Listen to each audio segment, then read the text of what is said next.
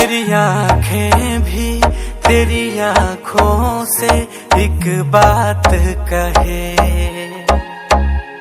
मेरी सांसों में अब हर पल तू मेरे साथ रहे।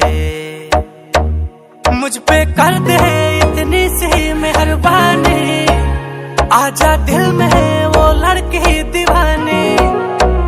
मैं हूँ राजा तू बन जा मेरी रानी, आजा दिल में वो लड़की दीवानी।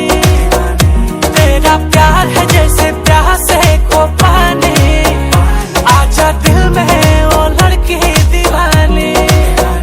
मैं हूँ राजा तू बन जा मेरी रानी, आजा दिल में वो लड़की दीवानी।